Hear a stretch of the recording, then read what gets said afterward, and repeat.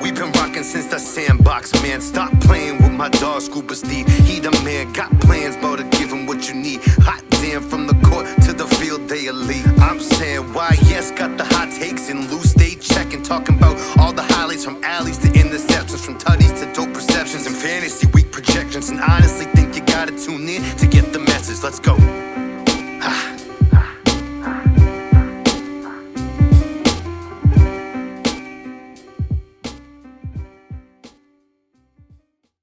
Since the Sandbox fans, we are back and we're jumping in with our newest series, breaking down my top 25 players in the NFL of this past season. So we're not talking about, the past 5 years, the past 10 years, just this past season. And, this is really interesting. There's only 25 spots and there's a lot of great talent in the NFL. So I'm really excited to share my list with you guys. Yesterday concluded the NFL season. The Kansas City Chiefs are the Super Bowl champions. It was a great year.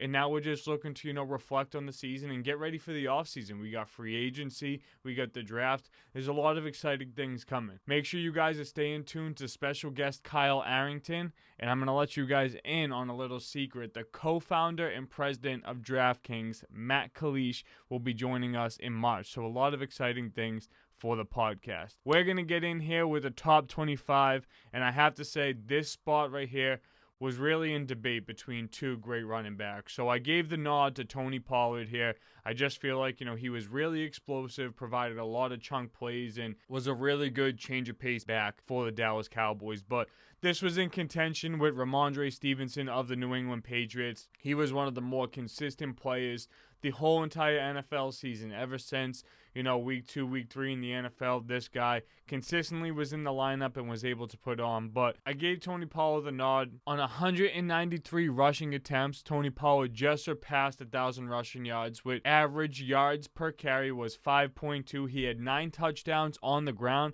and 46 first downs. So we're talking about, a huge impact. He's not only involved in the rushing game, he's also involved as a passer. So 39 receptions out of the running back position is absolutely huge, especially when you consider the second half of the season. He was splitting a lot of time with Zeke. 371 receiving yards with an average yards per catch of almost 10 yards. So you're talking about a first down every time this dude caught the ball. And this isn't someone that, was catching the ball, yards down the field, unless it was the occasional, halfback wheel or things like that. But this is a guy that's getting, a lot of swing passes out of the backfield, or, just a lot of checkdowns, and, can just do a lot with the ball in his hands. So I have Tony Pollard here, and he had 4 games this year with 2+ touchdowns. A couple of those with 3 or 4 touchdowns, a couple of those with just 2. But I feel like that's an absolutely tremendous stat when you're talking about, the explosiveness and playmaking ability. Tony Pollard here at 25. At 24, this was another spot that also had some contention. I went with Jamar Chase here, but also wanted to show some respect for Devonta Smith, who had a great season, and the Eagles' offense was the best unit in the entire NFL. I mean, A.J. Brown was absolutely tremendous.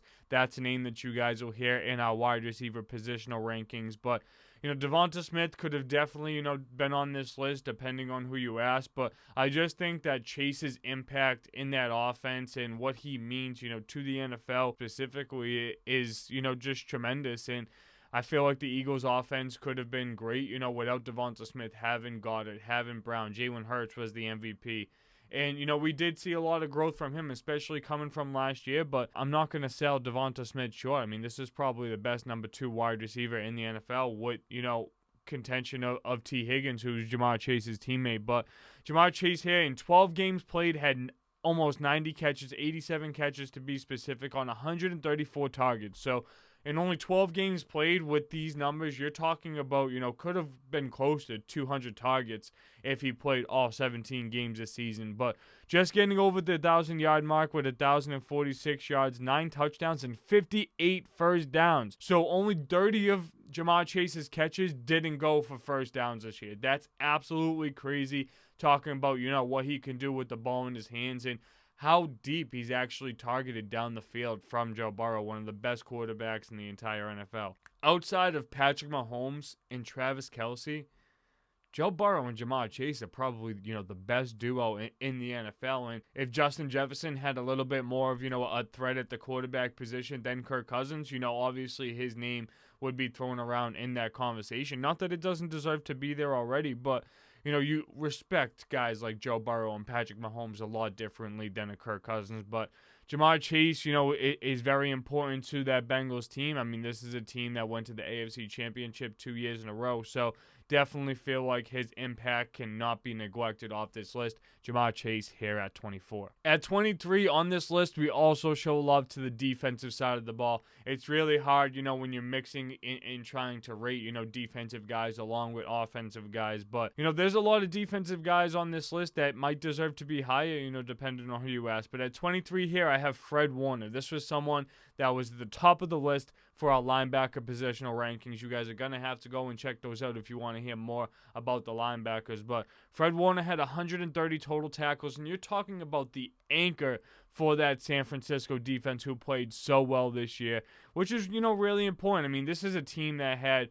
a quarterback catastrophe, starting with Trey Lance going to Jimmy Garoppolo and then Brock Purdy obviously coming in and, being a Rookie of the Year candidate, which was absolutely tremendous, only playing 8 games of the year. But this defense and a lot of the specialists and playmakers that the 49ers had is why this team did so well and why they were so talented, along with Kyle Shanahan being one of the best coaches in the NFL. So absolutely have to show love to Fred Warner here on the defensive side of the ball, the best interior linebacker in the NFL. If you wanted to talk about, a Patrick Queen or a Bobby Wagner, I'd sit here and I'd entertain that conversation. But not a lot of defenders that you can, really toss around that have the same impact as Fred Warner does for that San Francisco 49ers defense. At 22, we're going to the running back position. There were a lot of running backs that, could have made this list, had a really good year. Some big names, some not big names. But this is where I have Derrick Henry, a little bit of an emergence after, coming back off of an injury-plagued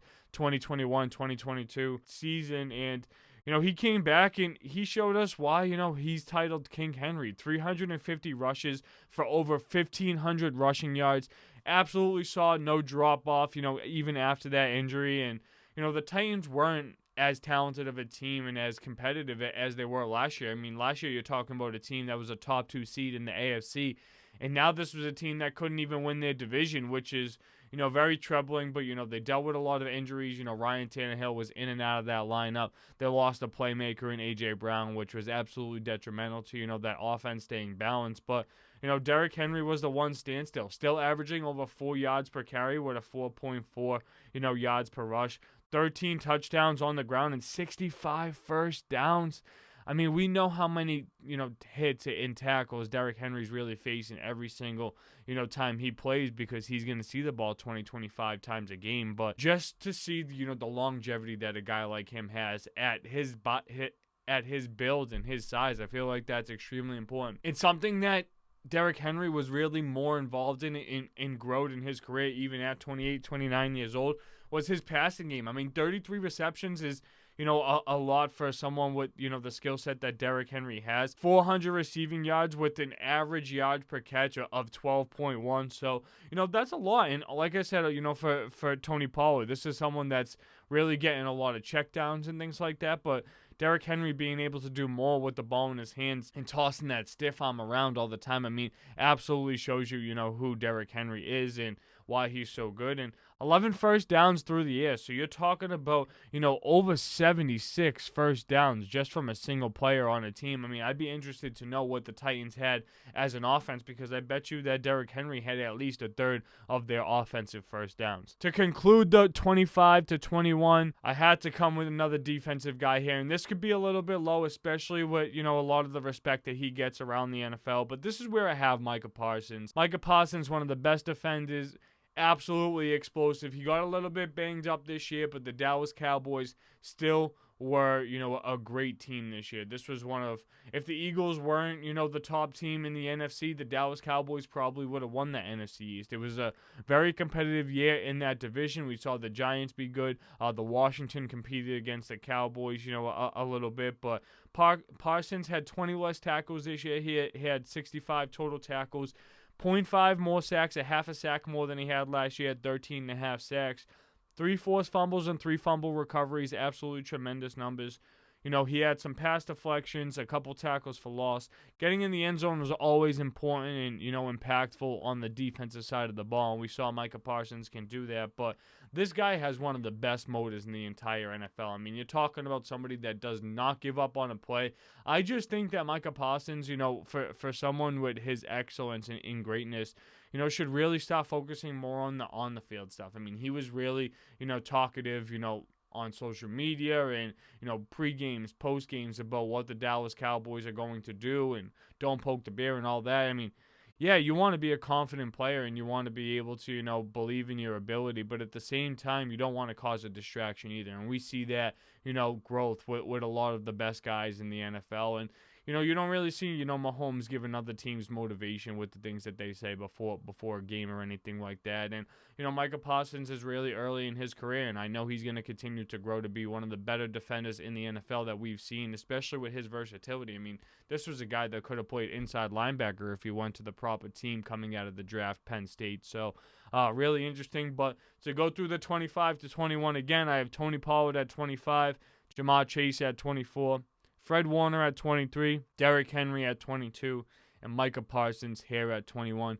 Make sure you guys are staying tuned next week to hear my 20 to 16 part of the rankings and another continuation of the positional ranking series. We have special guest Kyle Arrington, former Super Bowl champion and New England Patriot, coming on the podcast next week. So make sure you guys are staying tuned, show some love on social media, and go to sinsthesandbox.net to get your newest merch. Peace, love, 5 stars. You guys know the deal.